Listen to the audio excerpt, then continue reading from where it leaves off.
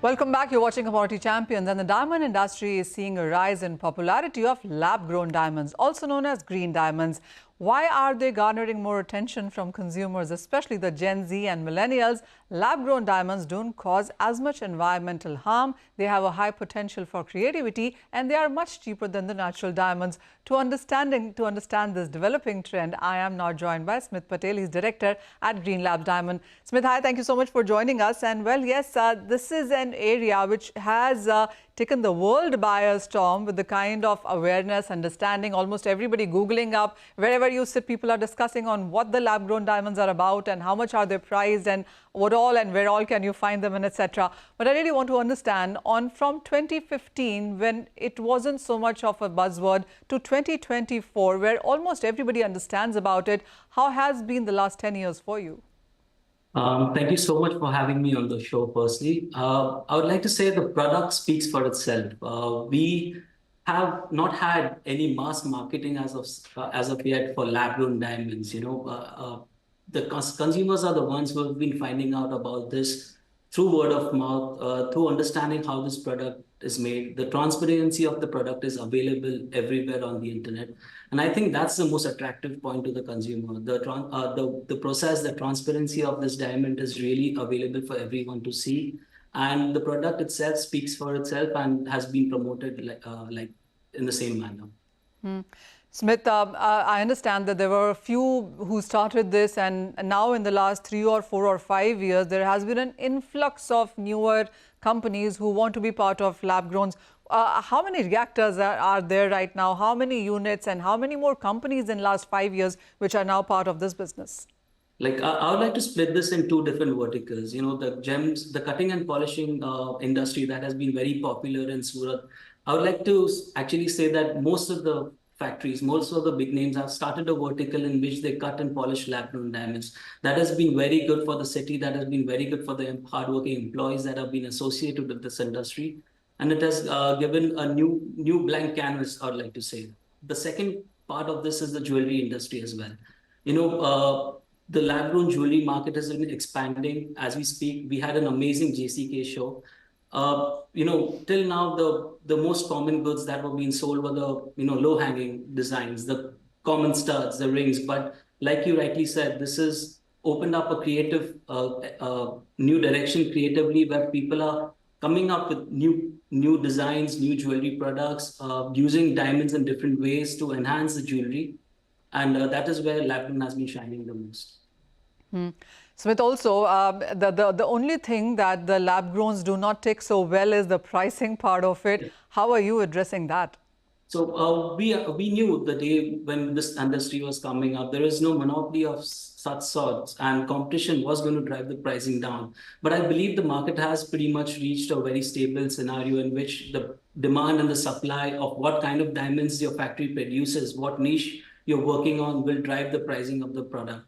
So, our reactors, for example, we can grow every diamond above 10 carats, but that doesn't make sense for us to do. So as a company, we have to decide what the future prediction of the demands from different places around the world is and plan a strategy accordingly. I think that will be a bigger driver of this industry rather than anything else. But the kind of volatility that we've seen in prices, Smit, how is industry overall addressing it? I mean, I get your point that there are too many people and it still is a very fragmented one. You still are yet to form a proper council and come together and deal with this, collectively. But until then, and how much time do you see for that to come in? Because until that is fixed, I'm assuming the pricing and the resale issues are something that you'll have to continue to deal with. I think this industry was in the teething period as of now. We didn't know where it could go. Everyone was just jumping in because it was a new industry.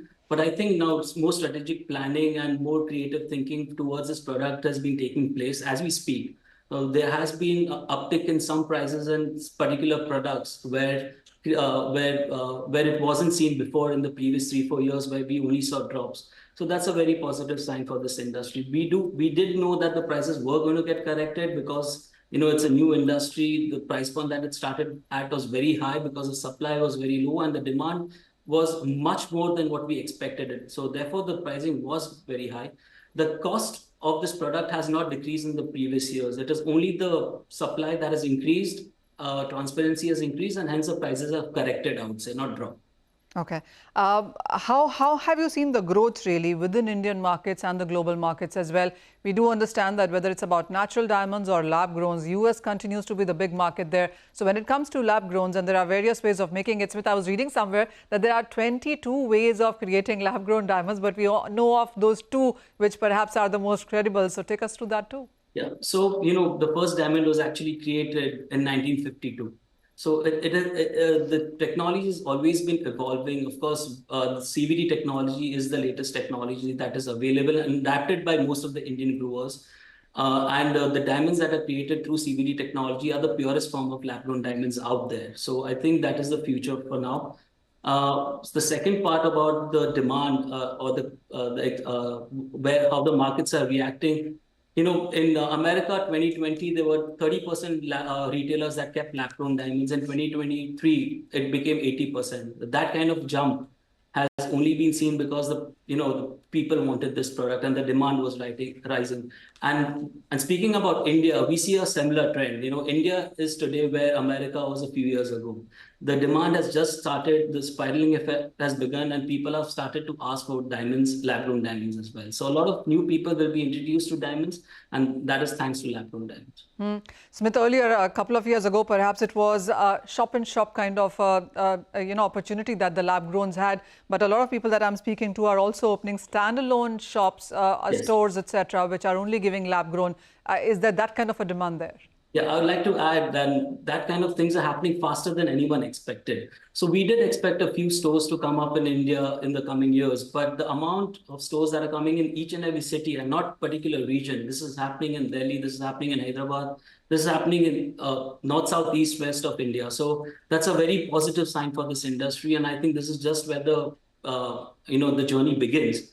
And of course, there will be a lot of ups and downs, a lot of new innovation and design and technology that will take place and drive this market forward. Also, talk to me about what kind of growth are you anticipating going forward from here? Because yes, there was a rage, and there are a lot of reports suggesting that the rage is done with, and now the kind of growth that we saw perhaps in last 2 or 3 years is not what you will see a replica of in the next 2 or 3 years. Yeah, of course, when the industry is new, we see a much faster growth because it was a completely blank industry. There were not a lot of players. Now that the competition is increasing, I think strategic growth is what people will be striving towards, making their company go towards specific niches, even in the lab-grown industry. And I think that's where the space for growth is going to come from. Secondly, the jewelry segment is just at the nascent stage. Like I mentioned previously, the designs that are coming out right now are just the basics because that was the demand. Now people are asking for more creative. The same people have bought the basics, want to explore. They want to create new designs. They want to understand. They want to be comfortable wearing new designs. And that's where lab-grown diamond's second era in the jewelry will start. Okay. Smith, also, a final question, because all sectors are looking at the new government and the budget that's upcoming. What are you expecting in sense of lab-growns?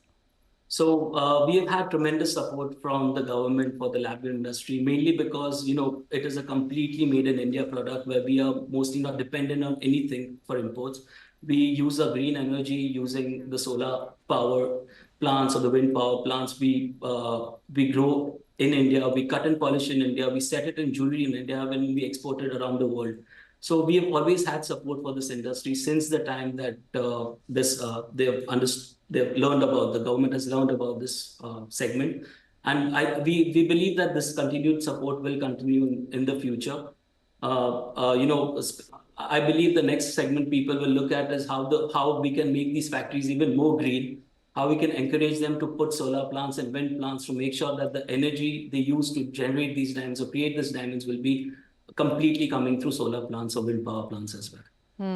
Just time enough to squeeze in one more question, Smith, and this is about, one is of course jewelry and bespoke jewelry at that. I mean, you can create on what you want from this one, but lab-growns also have various other industrial uses that we've spoken about, talked about, read about as well. How much of that is a reality in India right now? So most of the companies we know are working at some extent to the other to work in the industrial space. The cutting, drilling bits, optical, microprocessors. There's an endless sea of possibilities when it comes to using lab-grown diamonds in the industrial space. Of course, every company will individually have to do their own R&D, invest time and space, because the best thing is you've gotten beautiful material that is diamond, with such amazing properties at the palm of your hand.